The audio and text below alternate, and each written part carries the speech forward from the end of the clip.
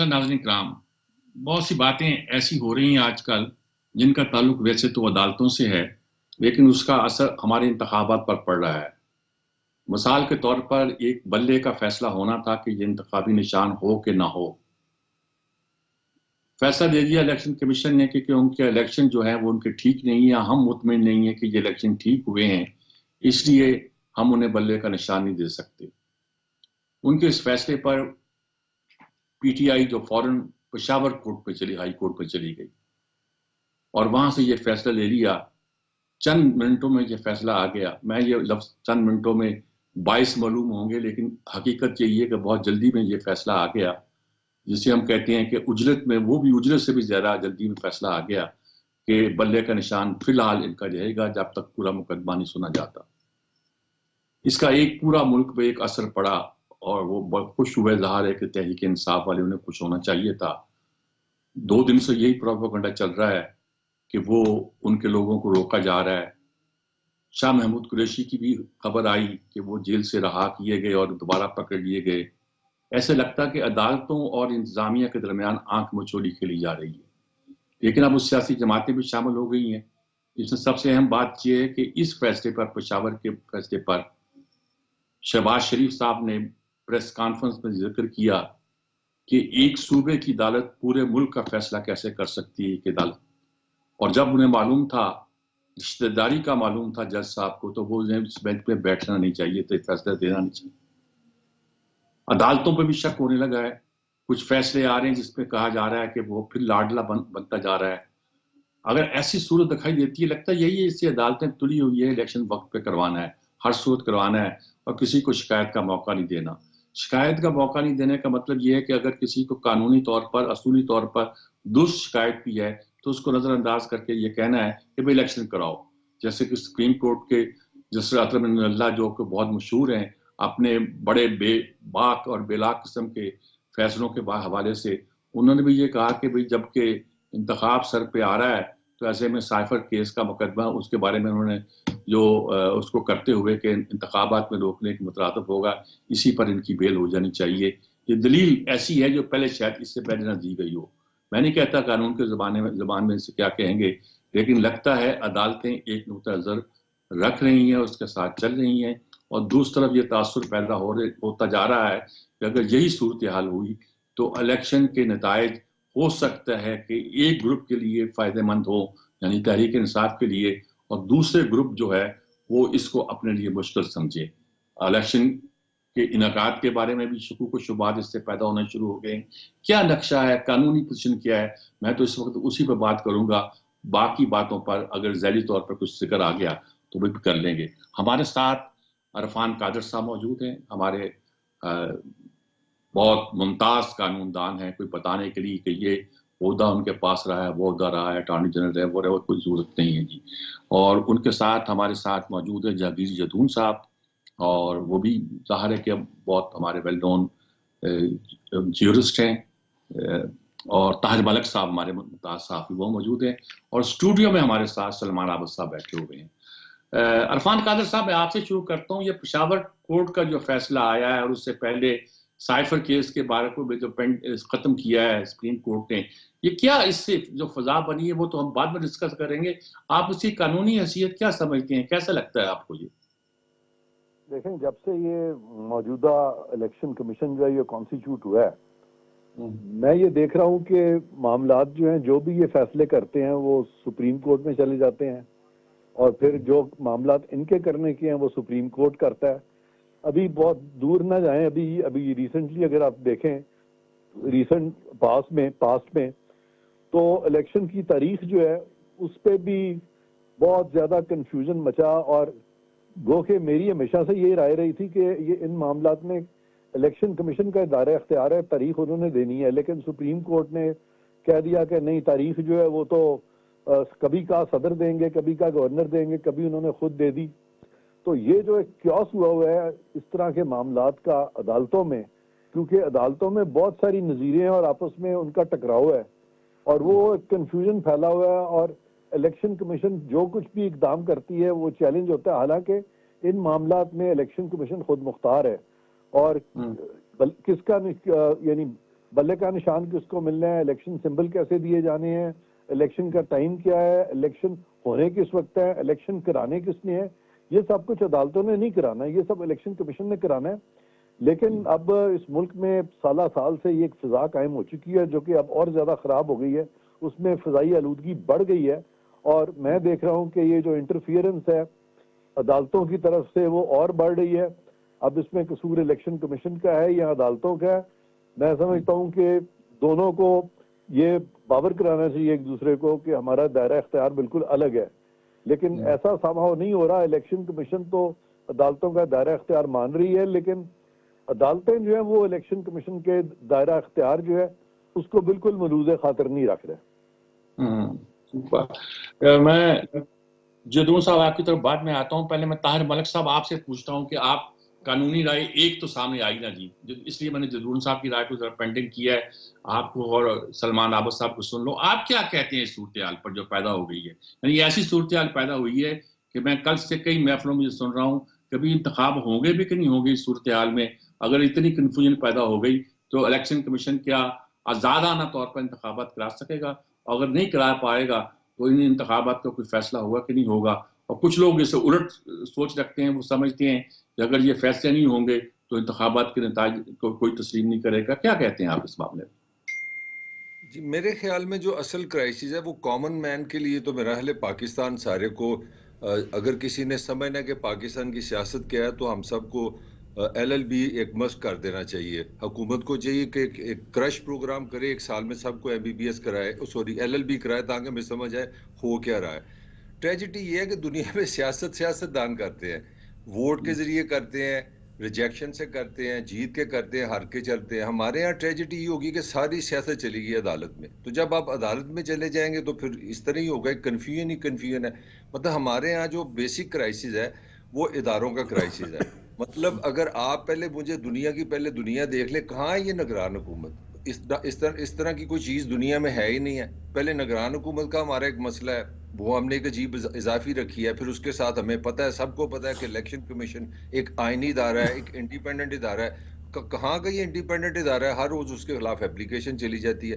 तो ये इदारों का जो टकराव है, जो मैं कहता हूँ state at war with itself है। हमारी रियासत खुद अपने आप से लड़ रही है, क्योंकि अदालत भी है रियासत का हिस्सा है, इलेक्शन कमीशन भी रियासत का हिस्सा है। तो सिटीजन बेचारा तो बिल्कुल ही गुम है, उसकी तो समझ ही नहीं आ रही कि वो किधर जाए।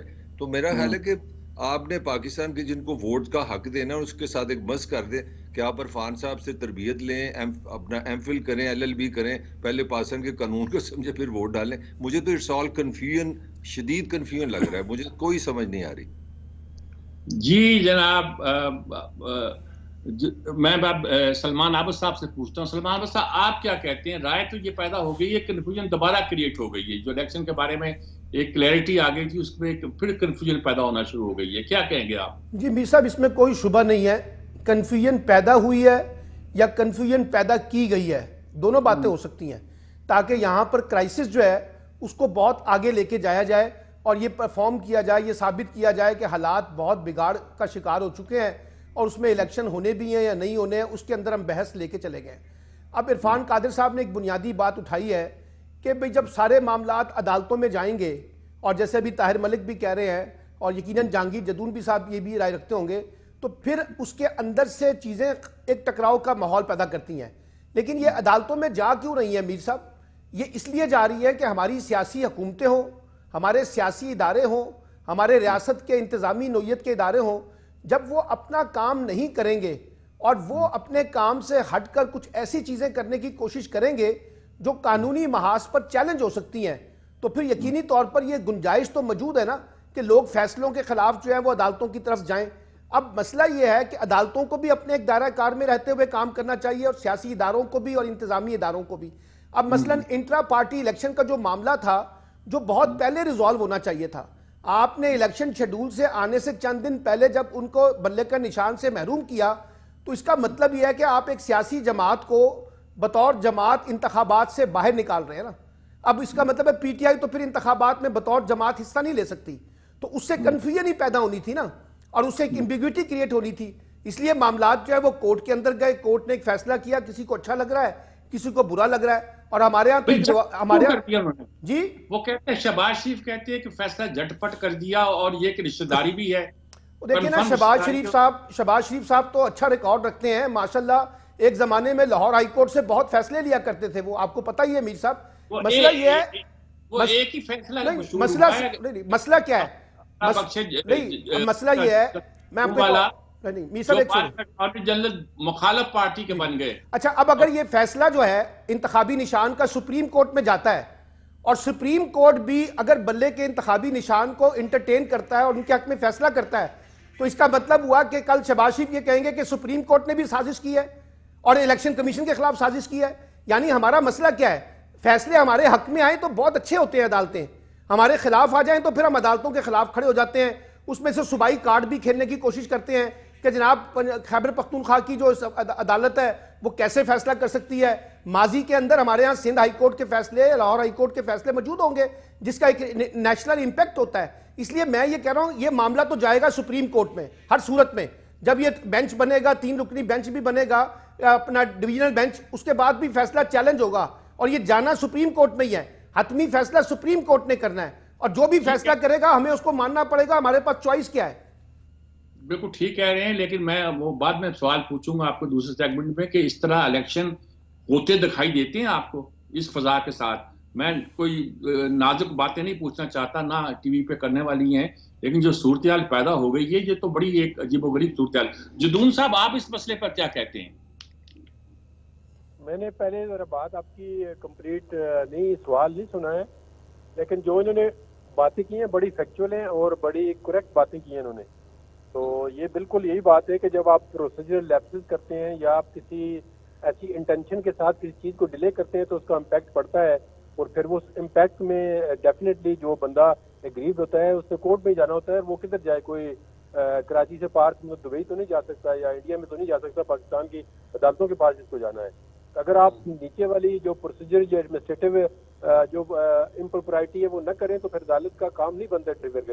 अदालतें तो अक्सर वैसा कहती हैं कि पॉलिसी मैटर में वो इंटरफेयर न करें, लेकिन जहाँ पे किसी बहुत बड़ी पार्टी के फंडामेंटल राइट्स का, कोई भी पार्टी, चाहे वो PMLN हो, पीपल्स पार्टी हो, PTI हो, JUF हो, कोई भी पार्टी हो, इर्रेस्पेक्टिव ऑफ एनी एफिलिएशन, किसी भी पार्टी के अगर फंडामेंटल राइट्स जो है वायलेट होंगे या वो समझेंगे कि हमारे राइट वायलेट होंगे, तो वो फोरम कौन सा है? कोर्ट के अलावा तो कोई फोरम नहीं है।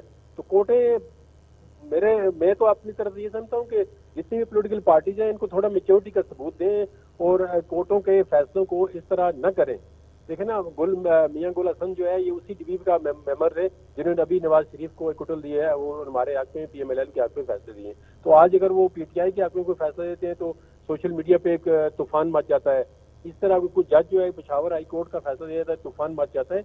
ये चीजें न करें, ये खुदा के लिए, ये मुल्क के लिए ठीक नहीं है। आप इतने बड़े मेच्योर होके तो इस तरह की चीजें न करें कि ये तमाचा वो तमाचा।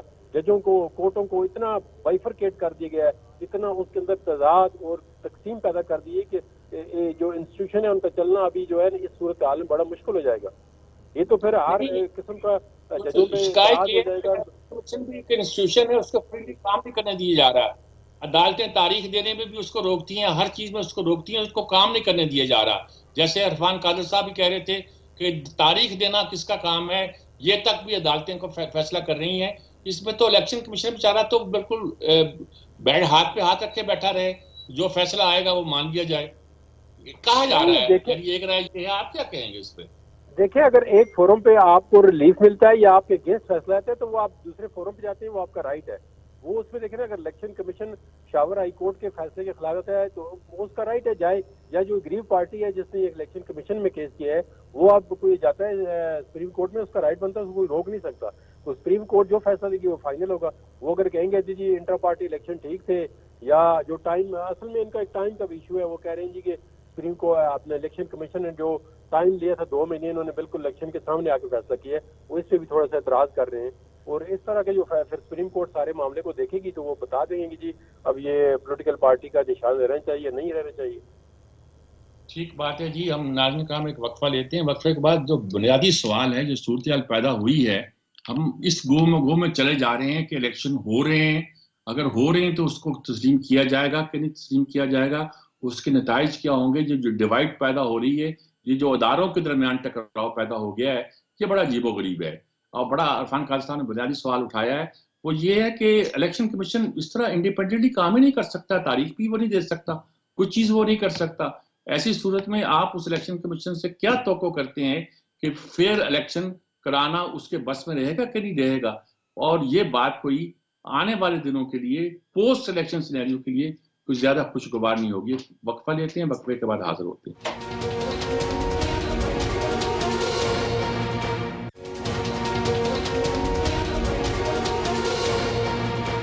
जी नाज़रीन कराम, जैसे कि हम गुफ्तगू करना चाह रहे थे कि ये जो सूरत हाल पैदा हो रही है कि कोई इलेक्शन कमीशन क्या इस पोजीशन में रह गया है कि वो जो इलेक्शन कराए वो अपनी ताकत का इस्तेमाल ऐसे कर सके कि इलेक्शन फेयर एंड फ्री हो। इस वक्त तो सूरत हाल ये है कि उन्होंने फौज से मदद मांगी है कि हमें अपने पर्सनल दें, हमारे पास तो लोग भी पूरे नहीं है, ना पुलिस के पास है ना किसी और इदारे के पास है। क्या हमारे मुल्क का सिस्टम ही ऐसा खराब हो गया है कि हम इलेक्शन कराने के लिए जो रिक्वायर्ड स्ट्रेंथ है वो भी हासिल नहीं कर सकते, और वो भी उन अदारों से जिन अदारों पे सब ट्रस्ट करें? क्या करें? कोई इदारे पे इतबार नहीं कर रहा, इलेक्शन कमीशन के बारे में कोई यकीन नहीं कर रहा, सारे फैसले दूसरे इदारे अगर करने लगे और इन्हिसार उसका सब दूसरे इदारों पे हो, तो ये कैसे इलेक्शन होंगे? अगर होंगे भी कि नहीं होंगे ऐसी सूरत में, अगर होंगे तो उसको तो कोई तस्लीम करेगा कि नहीं तस्लीम करेगा? जनाब इरफान कादर साहब, क्या सारी सूरत जो पैदा हुई है, क्या लगता है आपको दिखाई देता है सारी सूरत का? आपने सवाल बहुत बुनियादी उठाया है।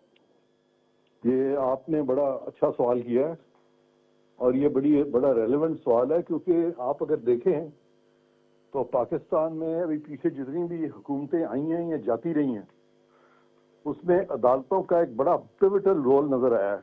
और पाकिस्तान में ये आम एक तासुर कायम हो गया है कि यहाँ पे सियासत की जुडिशलाइजेशन हो गई है और जुडिशरी की पोलिटिसाइजेशन हो गई है। तो अदलिया जो है वो सबसे पहले तो उसकी तश्कील नौ जरूरी है आने वाले दिनों में, और तश्कील नौ हो पार्लियामेंट्री कंसेंसस के साथ कि पाकिस्तान की सारी पार्लियामेंट बैठे, पाकिस्तान की तमाम पार्टियां बैठे और वो नए सिरे से उन जजेस को रिटेन करें जो कि जिनका कि एक रिकॉर्ड जो है उसको स्क्रूटनाइज करने के बाद इस नतीजे पे पहुंचे कि जी वो बिल्कुल किसी तरह से भी वो यानी जानिबदार नहीं है। तो ये इंश्योर करें और फिर ये इंश्योर करें कि उनका मेरिट इंश्योर करें। तो उसके बाद फिर ये जो मुख्तलिफ कवानीन है एहतसाब के या इलेक्शन के, ये सब भी पार्लियामेंट्री कंसेंसस के साथ बनाया जाए, क्योंकि अभी तक ये जो कवानीन बनाए गए ये पीसफुल बनाए गए हैं और बहुत से कवानीन उस वक्त बने जब यहाँ पे कि सियासी हुकूमत ही नहीं थी। तो वो कवानीन जो है वो हमेशा ये प्रॉब्लम्स क्रिएट करते हैं और ये एक लॉन्ग टर्म सोल्यूशन इसका होना चाहिए। और फिर ये इसमें फौज के भी इनपुट लिया जाना चाहिए कि भाई ताकि फौज भी तंग आई हुई है कि हर छोटे छोटे मामले में उनको ड्रैग किया जाता है, हर मामले में जाके तो फिर हम कहते हैं in aid of civil power हमें फौज की जरूरत पड़ गई है। तो इस तरह से फौज की अपनी शिकायत है कि जी वो कहते हैं हमें काम नहीं करने दिया जाता, सियासतदान अपना काम नहीं करते, हमें इन्वॉल्व कर लेते हैं। अदलिया कहती है, जैसे अभी सलमान आबिद साहब कह रहे थे कि वो चूंकि अपना काम जब नहीं करते इदारे तो फिर अदलिया क्या करे। मैं कहता हूं कि चले ये भी मान लेते हैं, लेकिन अदालतें कौन सा अपना काम कर रही हैं, लाखों केसेस पेंडिंग है। तो उसका मतलब हरगिज ये तो नहीं है कि अब जो हमारे इदारे हैं दूसरे जो हैं या इलेक्शन कमीशन या दूसरे इदारे जो हैं वो अदलिया का काम शुरू कर दें। तो ये कोई सलूशन नहीं है कि जी वो काम नहीं कर रहा तो दूसरा उसका काम करेगा। जिसका जो काम है बस वही करे और इस पे सब कारबंद रहे। और जैसे मैंने कहा कि पार्लियामेंट्री कंसेंसस के साथ अदलिया हमारे से वजूद में आए और पार्लियामेंट्री कंसेंसस के साथ एहतसाब के कवानीन और इलेक्शन के कवानीन जो है वो मुरतब की जाए, ताकि उसके बाद सब इस पे मुत्तफिक होके आइंदा मुल्क को लेके आगे चले, ना कि छोटी छोटी बातों पे इस तरह लड़ते हैं और कंफ्यूजन क्रिएट करते रहें। ठीक बात है, बिल्कुल। ताहिर मलिक साहब, आप क्या कहेंगे इस सूरत हाल पर? पहले भी आपने इस राय दी थी, जो जब मुझे नजर नहीं आ रहा कि कोई ऐसा इलेक्शन हो रहा है जिसके नताइज को तस्लीम किया जाएगा, या जो बज़ाहिर भी ऐसे नजर आएंगे कि भी इलेक्शन तो ठीक हो गए, पार्टियों को आदत होती है कि जब कोई नतीजा उनके खिलाफ आ जाए तस्लीम नहीं किया करती। क्या बनेगा मुल्क का? देखिए, मेरी राय में तो इलेक्शन जिस तरह जो सिचुएशन बन गए वो किसी सूरत फ्रूटफुल नहीं होंगे। पाकिस्तान मजीद तकसीम होगा, सियासी तनाव बढ़ेगा, मुश्किलात में इजाफा होगा, लोग मजीद बेदिल होंगे, बेकरारी बढ़ेगी। इससे कोई चीज़ सोल्यूशन होती नज़र नहीं आ रही। और जो दुनिया भर में होता है, जो पाकिस्तानी ट्रेडिशन थी जी कि इलेक्शन होगा तो शायद कोई पेट्रोल सस्ता आ जाएगा, कोई तलीम में कोई सहूलत मिल जाएगी, हालांकि वो अल्फाजी थी, अब वो अल्फाजी भी ख़त्म हो गई है। तो मेरे ख्याल में मैं तो इस पे बिल्कुल क्लियर हूँ कि ये इलेक्शन किसी सूरत पाकिस्तान को ना इकोनॉमिक स्टेबिलिटी देंगे ना पॉलिटिकल स्टेबिलिटी देंगे। मेरे ख्याल में अगर पीटीआई जीत जाए तब इससे बड़ा क्राइसिस होगा, और अगर अपना नवाज शरीफ आता है उसके लिए मैनेज करते, वो कहते हैं उसको नानी याद आ जाएगी। इसी तरह जो मर्जी पार्टी आ जाए, किसी की प्रेपरेशन नहीं है, किसी के पास एक्सपर्टी नहीं है, किसी के पास कोई डायरेक्शन नहीं है, सारे बस वो जिस तरह हम लोग टॉक शो करते हैं, मुझे लगा है सारे बस टॉक शो के एक्सपर्ट बन गए हैं, बयान देने जानते हैं। ये तो मेरा इलेक्शन के बारे में ख्याल है। और मैं चाहता हूँ कि क्राइसिस, मैं जो समझता हूँ क्राइसिस की वजह क्या है, क्राइसिस की वजह रियासती इदारे हैं। देखिए, अगर रियासती इदारों ने आइन के मुताबिक चलना होता है, वहां से जब वो आप आइनी तौर पे चलते हैं तो अब अपनी न्यूट्रलिटी, आपकी गैर जानबदारी बाहर आती है, तो फिर लड़ाई नहीं होती। अब आपका इलेक्शन कमीशन है, वो एक रियासती इदारा है, टोटली उस पे इल्ज़ाम आता है, एक तरफ से कोई कहता है, दूसरी तरफ से कोई कहता है, वो अपनी जानबदारी जो है ना, वो मतलब गैर जानबदारी साबित नहीं कर सके। किसी ज़माने में आप जैसे सीनियर से हमने सीखा था कि सहाफ़त भी गैर जानबदारी है। अब आप शक्ल देखते हैं, साफ़ी कहते हो अच्छा अच्छा ये उदा बंदा है, वह तो नवाज शरीफ के नाल, वह तो पीटीआई का बंदा है। तो हमने पहले सहाफ़त को टोटली अपने अपने डब्बों में बंद किया। अब आप जज के नाम से चलते, अच्छा ये जज, इससे तो ये फैसला होगा, इससे ये फैसला होगा। पीटीआई कहती है जी कि इस्लामाबाद का जो चीफ जस्टिस है हाई कोर्ट का, हमने उसके पास नहीं जाना, हमने पेशावर जाना है। अब मौलाना साहब हैं, बाकी हैं, वो कहते हैं हमने पेशावर नहीं जाना। तो हमारा जो असल क्राइसिस है, जब आपके आइन में लिखा है कि 90 दिन में इलेक्शन होंगे, तो आपकी अदलिया, आपकी एग्जेक्टिव, आपकी जो इलेक्शन कमीशन है, इन सब की जिम्मेदारी थी कि अपने आईनी जो जिम्मेदारी पूरी करें। जब आप वहां पे टोपी ड्रामा करेंगे, हमारे पास पैसे नहीं है, हमारे पास वर्दियां नहीं है, हमारे पास सिपाही नहीं है, आगे कर लो पीछे कर लो, तो आप फिर इसी क्राइसिस में जाएंगे। ये क्राइसिस सारे का सारा रियासी इदारों का है, जो पॉलिटिकली पूरे पाकिस्तान में फैल गया। और अगर आपने पाकिस्तान को चलाना है, तो उसके लिए आपको वापस आइन पे जाना पड़ेगा, और जो आइन कहता है उसको रियासती इदारे फॉलो करें, फिर आपके पॉलिटिशियन की बारी आती है। मेरे ख्याल में ये क्राइसिस बहुत डीप है। ठीक बात है जी। कुछ लोग कहते हैं कि शायद आइन को रीराइट करना पड़े या रीविजिट करना पड़े, या ये कहा जाता है कि न्यू सोशल ऑर्डर जो है उसकी जरूरत पड़ गई है पाकिस्तान को। मुझे नहीं पता, जदून साहब आप क्या कहेंगे? मैं आप इस पर सलमान आबिद साहब से सबसे आखिर में पूछता हूँ, आप क्या कहेंगे इस सारी सूरत हाल पर? देखिए, मैं तो यही कहूँगा कि सबसे बड़ा जो सोल्यूशन है इस मसले का, वो है आईनी पाकिस्तान। आईनी पाकिस्तान के अंदर जो कुछ लिखा हुआ है उस पे कोई इदारा अमल नहीं कर रहा, चाहे वो जुडिशरी है, चाहे वो हमारी इस्टेब्लिशमेंट है, चाहे वो इलेक्शन कमीशन है। जब तक आईनी पाकिस्तान जो भी है, जिस तरह भी है, ये कंसेंसस डॉक्यूमेंट है सो फार। अगर इस पे हर इदारा, लेकिन आईने पाकिस्तान की तशरीह भी हर कोई अब अपनी अपनी कर रहा है। अदालतों ने तो ऐसी तशरीह कर दी है, कुछ लोग कहते हैं कि मामला अदालत तशरीह कर दी उन्होंने। देखें, आइन के अंदर अगर आइन तशरीह कर दी उन्होंने, देखें आइन को अगर आइन तशरीह कर दी है, ये फिक्रा वो अगर उन्होंने गलत काम किया है तो देखें उसका एक तरीकाकार है। उन्होंने कहा जी इसने इन्होंने जो सेक्शन जो आर्टिकल को छेड़ा था वो नहीं छेड़ा चाहिए, उस पर हर पार्टी ने अपनी रिजर्वेशन शुरू हुई। इसी में लिखा है कि हर इदारा आइन के मुताबिक काम करे। अगर वो आइन से हटके काम करेगा, हमारे इलेक्शन आप 15 दफा और करा लें, इलेक्शन आप 20 दफा करा लें, इलेक्शन कराने का जो प्रोसीजर है या जो काम कराना है वो इलेक्शन कमीशन ने कराना है। आइन के अंदर लिखा हुआ है fair, transparent and free as per law. Election commission की जिम्मेदारी है, वो कराएगा। तो अब अगर हर इदारा आइन के मुताबिक अमल नहीं करता तो फिर इंटरफेरेंस होती है, फिर मिंगलिंग होती है। जो आर्म फोर्सेज है, हमारी एस्टेब्लिशमेंट है, उसका रोल भी आइन के अंदर डिस्क्राइब है कि उन्होंने क्या करना है। उन्होंने अलफ लिया हुआ है कि हमने क्या करना है। इस तरह जितने भी इदारे हैं, पॉलिटिशियन है, उनके लिए अलफ है आइन के अंदर, उनके पार्लियामेंट का एक अपना रोल है। लेकिन माजरत के साथ ही कोई इदारा जो है ना वो अपना काम नहीं कर रहा, और उस इदारे के न करने की वजह से पाकिस्तान के अंदर कोई इंस्टीट्यूशन जो है ना वो डेवलप नहीं हुआ कि उस पर कोई बंदा जाके इत्मीनाद कर सके कि ये वाला इंस्टीट्यूशन है, इसमें मेरे राइट्स जो है वो मुझे मिल जाएंगे कानून के मुताबिक या आइन के मुताबिक। पाकिस्तान को मुझे एक इंस्टीट्यूशन बता दें जहाँ पे आप जाके सिक्योर फील कर सकें कि ये वाला इदारा है जी, इसमें आप जाएं तो इसमें आपके जो राइट्स हैं as a citizen, fundamental rights हैं, वो आइन और कानून के मुताबिक आपको मिल जाएंगे। आप मुझे पूरे जितने हमारे पार्टिसिपेंट है ये बता दें एक इदारा ऐसा है जिसमें हम ये इत्मीनाद कर सकेंगे, जाएंगे और ये हमें राइट्स अपने मिल जाएंगे आइन के मुताबिक। मुश्किल हो रहा है। अब इस तरह आइन देखें ना, इलेक्शन आप 10 दफा करा ले, वो भी इन्होंने कहा है, बिल्कुल ठीक कहा है कि इलेक्शन देखना आप करा लें, लेकिन इलेक्शन जब तक फेयर एंड ट्रांसपेरेंट नहीं होगे ना तो इसका हल नहीं। वो जो जिन पार्टियां हारेंगी या जिनको अगर साइड लाइन खुदा न खास्ता किया गया तो वोट खड़ी नहीं, फिर प्रॉब्लम बनाएंगे। वो जो जीता है उसके लिए प्रॉब्लम बना देते हैं। जब फेयर होंगे, जब उनको एतमाद होगा, वो तमाम पॉलिटिकल पार्टीज को चाहिए कि एक जगह पे आके बैठ के एक डायलॉग करेंगे ये चीजें। लेकिन इस तरह तो नहीं है, एक पार्टी को अगर आप जीत जाती है, दूसरी नहीं जीतती, तो वो फौरन कहते हैं जी ये तो रिगिंग हुई है, ये प्री पोल रिगिंग है, ये पोस्ट पोल रिगिंग है। वो तो कोई मानने के लिए तैयार ही नहीं। पाकिस्तान की हिस्ट्री देखें आप, 76 ईयर हो गए, कौन सा एक दफा इलेक्शन हुआ तो उन्होंने कहा जी इधर आप हो जाए, इधर हम हो जाए, उधर नहीं जाना चाहते, तो काम खत्म हो गया, अलग हो गया मुल्क। तो इसमें आप देखें ना, बड़े आइन जैसा भी आपके पास एक कंसेंसस डॉक्यूमेंट है जिसमें तमाम पॉलिटिकल पार्टीज की कंसेंसस है। अगर आइन ठीक नहीं है उसको बदल लें, आपके पास पावर है, लेकिन जो डॉक्यूमेंट्स आपने खुद बनाया उस पर जब तक अमल नहीं करेंगे उनका आगे नहीं जा सकता। ठीक बात जी। सलमान आबद साहब, आप कई सवाल आपके सामने आ गए। पहला सवाल तो यही है कि अगर हमारी जो देखिए हमारा आखिरी फैसला तो इंटरप्रिटेशन का अदालतें करती हैं, जहां अदालतों के इंतखाब के तरीके पर इतराज है लोगों को, जिस तरह वो फंक्शन कर रही हैं, इस पर कभी एक पार्टी को इतराज है, कभी दूसरी पार्टी को इतराज है। अब क्या करें? किसी भी इदारे पर एतबार नहीं है, इलेक्शन कमीशन पे एतबार नहीं है, अदालतों पे एतबार नहीं है, बहुत से लोगों को ज़ाहिर है फौज पे एतबार नहीं है, बहुत से लोग कहते हैं पार्लियामेंट करती कुछ नहीं है। क्या कहाँ जाएं सलमान अहमद साहब, रास्ता दिखाएं आप। मीर साहब, मैं आपके प्रोग्रामों में अक्सर कहता हूं, पाकिस्तान का बुरहान सियासी बुरहान नहीं है, ये रियासती बुरहान है, जहां रियासत के तमाम इदारे आपस में एक दूसरे से दस्तोगिरबान या आपस में टकराव का माहौल बनाकर बैठ गए हैं। और ये इरफान कादिर साहब ने, जहांगीर जदून साहब ने बिल्कुल ठीक बात की है।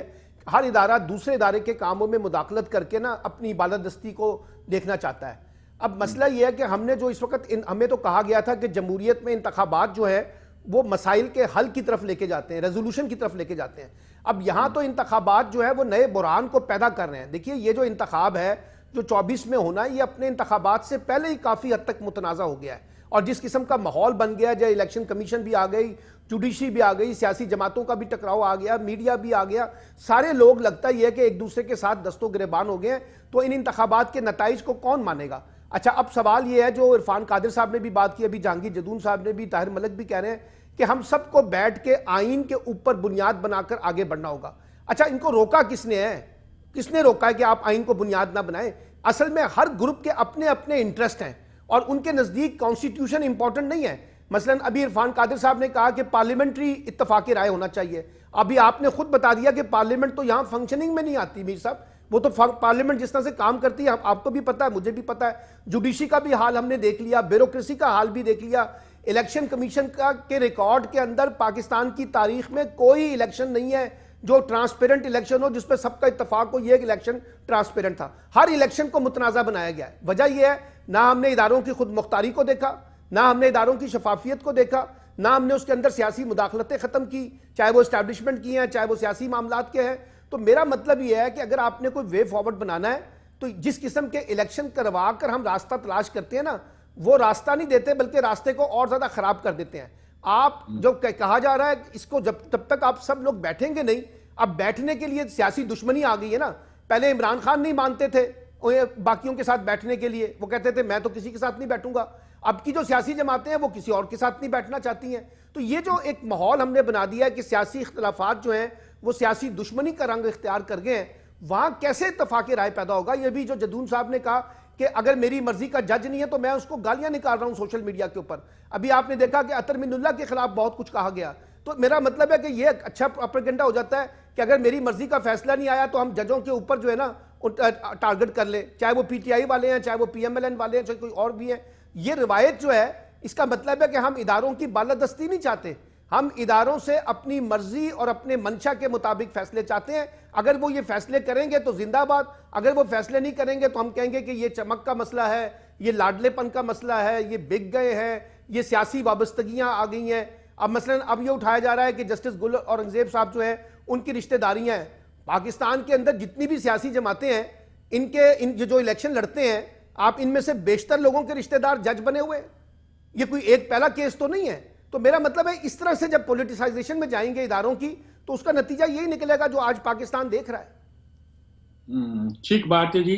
देखें, बहुत से सवाल पैदा कर दिए इस इलेक्शन ने, बहुत सारे सवाल आइन के बारे में भी, अदारों के बारे में भी, और बिल बैठकर कुछ फैसला करने के बारे में क्या तरीकाकार हो, इसके बारे में भी कुछ लोग कहते हैं कि जी जजों का इंतखाब, जैसे अभी इरफान कादिर साहब कह रहे थे, इसके कुछ कोई और तरीकाकार इख्तियार करना चाहिए, कुछ हमें वर्जिश कह लीजिए कुछ करनी चाहिए, सब बातें हैं। कुछ कहते हैं आइन को रीराइट करना चाहिए। सारे काम कैसे होंगे, अभी इस पे गुफ्तगू करते हैं एक वक्फे के बाद।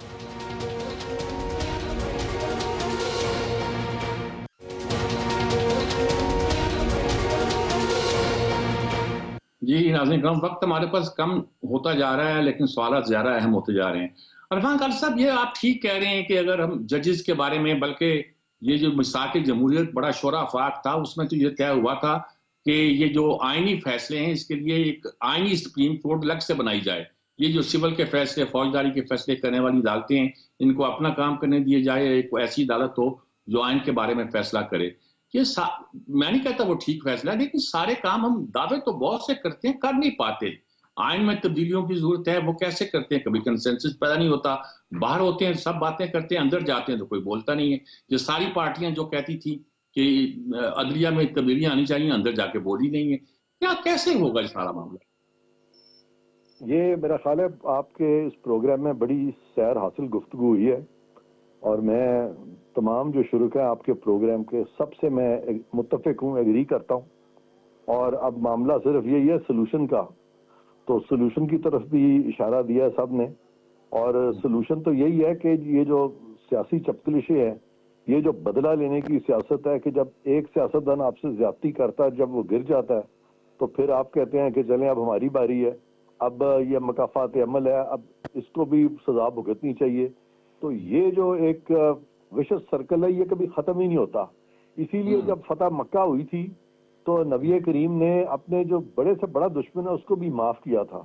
तो यहाँ पे हमें एक प्रैक्टिकल तरीका चाहिए सोल्यूशन का। ये जो मजहब की मैंने बात की है, मैं इस वक्त रूहानियत में जाके बात नहीं कर रहा, मैं दुनिया के विजडम को सामने रखते हुए बात कर रहा हूँ कि हमें ये प्रैक्टिकलिटीज को मद्देनजर रखते हुए ये तमाम जो इतना बड़ा मुल्क है, इतने सारे लोगों का, इनमें सबसे पहले इत्तफाक राय जो है वो सियासतदानों में पैदा होनी चाहिए, पार्लिमान में पैदा होनी चाहिए। और जब तक वो इत्तफाक राय नहीं होगी और उस इत्तफाक राय से फिर ये अपॉइंटमेंट्स नहीं होंगी अदारों में, तब तक ये मुसीबत इसी तरह चलती रहेगी। क्योंकि अगर आप देखें, सिर्फ अदलिया को ही ले लें आप, तो अदलिया के जो जजेस की अपॉइंटमेंट है, जो हुकूमत होती है कुछ उसका इनपुट होता है, कुछ जजेस अपने लोग रख लेते हैं और कुछ एस्टेब्लिशमेंट के से मंसूब किया जाता है ये इनकी अपॉइंटमेंट्स को। तो लिहाजा सबको पता है कि कौन से जज साहब जो उनका टिल्ट किधर है। और उनमें भी दो किस्म के लोग हैं, एक वो लोग हैं जो कि समझते हैं कि जिसने जिंदगी में कभी हमसे कभी दोस्ती की थी तो हम दोस्ती का बड़ा एहतराम करते हैं। दूसरे मेरे जैसे हैं जो समझते हैं कि दोस्ती का बिल्कुल कोई ताल्लुक नहीं होना चाहिए। जब आप अदालती फैसले करते हैं वहां पे अगर दोस्त का केस आपके सामने लग गया तो बेहतर है कि आप सुने ही ना, और वरना फिर अगर आपको मजबूरी सुनना पड़े तो फिर इस चीज का ख्याल मत करें कि दोस्त किधर है और किधर नहीं है, फिर देखें कानून किधर है। तो ये सारा जो ट्रेनिंग है जजेस की, वो ट्रेनिंग भी हमें करनी चाहिए। हमारा जो माइंडसेट है हमारी कौम का, उसकी भी बहुत ज्यादा ट्रेनिंग की जरूरत है। लेकिन इवेंचुअली मेरा ख्याल है कि हमें इतना हमने नुकसान उठा लिया है माजी में कि कितना हम ज्यादा पस्ती में जाते रहेंगे, तो अब इससे ज्यादा क्या पस्ती में जाएंगे। तो अब मैं यही समझता हूँ कि अब इम्प्रूवमेंट जो है उसकी तवक्को रखनी चाहिए, और इनको इस तरफ जिस तरह आपने जैसे प्रोग्राम किया और लोगों को भी करना चाहिए, और सारी कौम को इस पे कोई कंसेंसस बिल्डअप करना चाहिए ताकि आइंदा पाकिस्तान इस मुश्किल से मुसीबत से निकले कि हर दफा ये कंट्रोवर्शियल इलेक्शन और हर दफा कंट्रोवर्शियल इदारे, और कब तक हम मुतहम्मिल नहीं हो सकते कि ये कंट्रोवर्सीज जो है ताबद इसी तरह चलती रहे और हमारा मुल्क जो है पस्ती में रहे। तो हमें इसको दुरुस्त करना है और हमें खुद करना है। ठीक जी ताहिर मलिक साहब, असल में वक्त बहुत कम रह गया हमारे पास, लेकिन एक सेगमेंट हमने और भी करना है। तेजी के साथ आप मुझे बताइए क्या आप क्या कहते हैं? आप भी वही बात कर रहे हैं कि कुछ अदारे ये सारे सट जोड़ के बैठे, क्या क्या करें, क्या तरीका क्या किया जाए? नहीं, आई डोंट बाय दिस। मैं समझता हूँ पाकिस्तानी पॉलिटिकल कल्चर में वो है ही नहीं, कैपेसिटी नहीं है। 33 साल तो आपके 4 जर्नैल ले गए, कभी आप डायरेक्टली हुकूमत करते हैं, कभी आप इनडायरेक्टली करते हैं, इसमें पॉलिटिशियन पैदा ही नहीं हो सकता। इस सिस्टम में पब्लिक रिलेशन ऑफिसर पैदा होते हैं, वही पाकिस्तान को चला रहे हैं। पहले तो यहाँ क्लियर हो जाए ना। अब बात है मसला क्या है, मैं बार बार कह रहा हूँ रियासत ने अपनी इस्लाह करनी है। 18,000 अरब रुपए से ये रियासत चलती है, और कल आपका जो वजीर खारजा जो पाकिस्तान का फेस था 200 मुल्कों में, वो सुप्रीम कोर्ट में जाके एक SHO का नाम लेता है कि इसने रात को मुझे मारा है, मुझे सोने नहीं दिया। तो रियासत लॉ ब्रेकिंग किधर कर रही है? मैं कह रहा हूँ ना तो ये पाकिस्तानी अवाम का इशू है, ना ये पॉलिटिकल इशू है। इस्लाह होनी है तो रियासत के अंदर होनी है। रियासत ने ये फैसला करना है कि क्या वो पाकिस्तान के लोगों को सर्व करने आई है कि रूल करने आई है। अगर पाकिस्तान को सर्व करना है तो फिर 75 साल में मुझे आप एक इलेक्शन दे दें जो आपने कराया, वो 18,000 अरब, 32-33 इंटेलिजेंस एजेंसीज, 4 मेजर पुलिस, दुनिया की 5वीं बड़ी फौज। अगर मैं सारी रियासत गिनाऊं तो परेशान आप हो जाएंगे। और एक इलेक्शन ही हम दे सके जिसको हम यार कि ये इलेक्शन पाकिस्तान के लोगों ने वोट डाला है, जिसको वोट डाला है उसका ये नाम है। तो ये क्राइसिस सारा रियासत का है। अब इसका ना पॉलिटिशियन का मेजर रोल है, ना अवाम का रोल है। ठीक बात है जी। जदून साहब क्या कहेंगे आप? तेजी के साथ मैं तो ये कहूँगा कि आज आपने बड़ा अच्छा प्रोग्राम माशाल्लाह सारे पार्टिसिपेंट ने बड़ी खुल के बहस की है, आइन की, कानून की, पॉलिटिकल की। तो ऐसे प्रोग्राम जो है सारे चैनलों को करने चाहिए। तो वे फॉरवर्ड यही है, जब तक पॉलिटिकल डायलॉग नहीं होगा, हमारी इंटेंशन और ईगो जो है, इंटेंशन सही और ईगो खत्म होगी तो मामला आगे चलेंगे। वरना जो मर्जी कर लें, पाकिस्तान के अवाम जो है वो सफ़र कर रहे हैं और आगे भी कोई जो है हालात वो रोशन नज़र नहीं आ रहे। जो हालात अभी जा रहे हैं ना, इनका अगर फ्यूचर हम देख रहे हैं तो फ्यूचर में हालात जो है वो ठीक होते हुए एज सच नज़र नहीं आ रहे। जो पोलिटिकल पोलराइजेशन हो रही है, हर अदारे के अंदर पोलराइजेशन है। तो इस पोलराइजेशन के लिए खुदा के लिए हर अदारा अपनी ईगो को ख़त्म करके इस मुल्क का एज ए नेशनल इंटरेस्ट जब तक नहीं सोचेगा, पोलिटिकल पार्टीज भी, तो तब तक हमारा आगे मूव करना जो है वो इस डायरेक्शन में बड़ा खतरनाक होगा। ठीक जी। सलमान आबिद साहब जी, मैं तो जी ज्यादा होगा मीर साहब, मैं तो ये समझता हूँ कि मसले का हल तो देखिए डायलॉग है, मुकालमा है, मुफाहमत है। लेकिन मसला ये है कि जैसे भी ताहिर मलिक ने कहा कि महज सियासतदानों का मसला तो नहीं है। जो पाकिस्तान को रूल कर रहे हैं, जो पाकिस्तान को चला रहे हैं, वहाँ पे भी डायलॉग की ज़रूरत है। जैसे भी इरफान कादिर साहब ने कहा भी कि उन लोगों को भी बैठ के एक रास्ता निकालना होगा। अगर पाकिस्तान ने आगे बढ़ाना है तो ये जो मौजूदा तौर तरीका है ना, ये इससे पाकिस्तान आगे नहीं बढ़ेगा। इससे और ज़्यादा इंतशार पैदा होगा और टकराव पैदा होगा। और बुनियाद तो आपको कानून को, आइन को ही बनानी पड़ेगी। इस वक्त हमारे पास जो आइन है उसी को बुनियाद बनाकर अगर सारे इदारे अपनी अपनी हदूद में रह के काम करेंगे तो ये मुल्क आगे चल सकेगा, वगरना ये इंतशार इसी तरीके से रहेगा। बहुत ठीक बात है जी। एक वक्फा लेते हैं, वक्फे के बाद बस बॉटम लाइन ही कहिए। आखिर में पूछना चाहूंगा, एक वक्फा, वक्फे के बाद हाजिर होती है।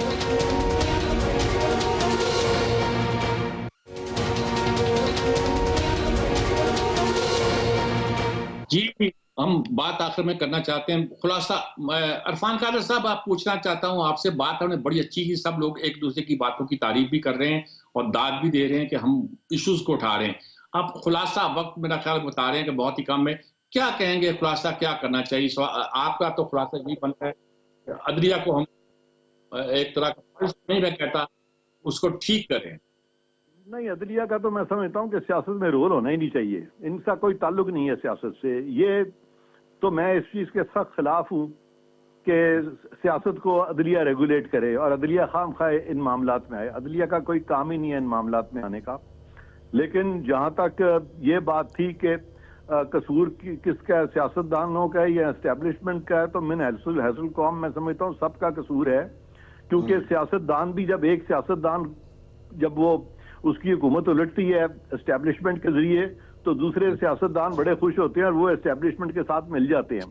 तो ये जो हाइड एंड सीक हम खेल रहे हैं साल से, ये जो पंजाबी में जो हम लुकन मिट्टी कहते हैं, तो ये खेल जो है ये बंद होना चाहिए और सबको मिलके बैठना चाहिए। और ये बड़ा इम्पोर्टेंट टाइम है, ये जो आने वाले इलेक्शंस हैं, ये जितने बड़े लीडरान हैं सारे इस वक्त एक टेबल पे इनको लाया जाए, इकट्ठे बैठें, फौज को भी बिठा लें। एक आधे अगर अदलिया को शौक है तो, लेकिन अदलिया का कुछ बनता नहीं है बीच में बैठना। तो फौज भी, हाँ, ये सारे बैठे बीच में। जी जदून साहब, आप क्या कहेंगे इस मामले पे? इस मामले का देखें, एक इदारे का नाम आप मेरे बड़े सीनियर है दोस्त में इरफान कादिर साहब ने ले लिया, दूसरे का नाम मैं ले लेता हूँ। तो वो एस्टेब्लिशमेंट जो है, जिसको एस्टेब्लिशमेंट कहते हैं, उनको भी सियासत में हिस्सा नहीं लेना चाहिए। उनका जो आइन में रोल लिखा हुआ है, आइन में जो उनका रोल लिखा हुआ है वो उस हद तक रहे तो मेरे ख्याल में फिर काम ठीक चलते रहेंगे।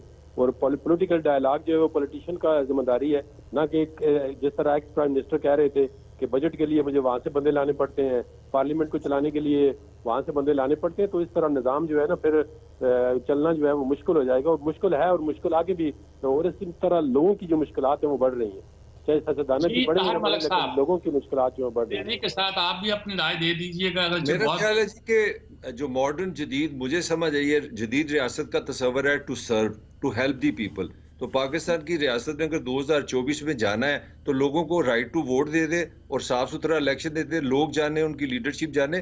पाकिस्तान के लोग बड़े मैच्योर है, वो अपने लीडर को सीधा कर लेंगे, उनको गलत भी कुछ करने देंगे। अच्छा चलिए, ये बात भी ठीक है जी। सलमान आबू साहब, आप देखिए, तो इस बात पर खुश हो? मीर साहब, मैं एक ही नुक्ता कहूंगा कि पाकिस्तान को अपने अंदर ये जो एडवेंचरिज्म का खेल है ना, और ये जो सियासी मुहिम जोई है इदारों के दरमियान, सियासतदानों के दरमियान, इसको बंद करना होगा, क्योंकि मुल्क ऐसे नहीं चलते जज्बातियत के साथ और टकराव के साथ, और एक दूसरे को जेर करने, एक दूसरे को नीचे गिराने से मुल्क नहीं चलते। जब तक आप एक सियासी तसलसल कायम नहीं करेंगे, ये मुल्क आगे नहीं बढ़ सकेगा। ठीक बात है। नाज़रीन किराम, आपने सारी गुफ्तगू सुनी और इतनी नाजुक, हसास और गहरी बातें हुई हैं जो इस तरह के प्रोग्रामों में कम की जाती हैं। सारे इदारे जिम्मेदार हैं, हम भी जिम्मेदार हैं। और अगर आप कहें तो मैं कहता हूं वो सार्तर के अल्फाज में, फ्रांस के मशहूर फलसफी जॉन पॉल सार्तर के, कि मैं जिम्मेदार हूं, मैं का लफ्ज इस्तेमाल करें, हम भी नहीं। हर आदमी जब तक ये तस्वुर नहीं करेगा कि वो इस मुल्क की तबाही का जिम्मेदार है, ये मुल्क ठीक होने वाला नहीं है। हमें मिलजुल के बैठना चाहिए और अपनी जिम्मेदारी का एहसास करके मुल्क को सही डगर पर डालना चाहिए, क्योंकि बहुत खराबियां पैदा हो चुकी हैं। हर वो अदारा जो बड़ा मुकद्दस हुआ करता था, आज निशाने पर है, हदफ पर है, सबको उस पर एतराज पैदा होता है, और कई एतराज़ात दुरुस्त भी हैं। ऐसा नहीं है कि सारे एतराज़ात ऐसे किए जा रहे। नतीजे के तौर पर सारा सिस्टम अपसेट हो गया है। इस पर गौर करना चाहिए। इजाज़त चाहता हूँ। अल्लाह हाफ़िज़।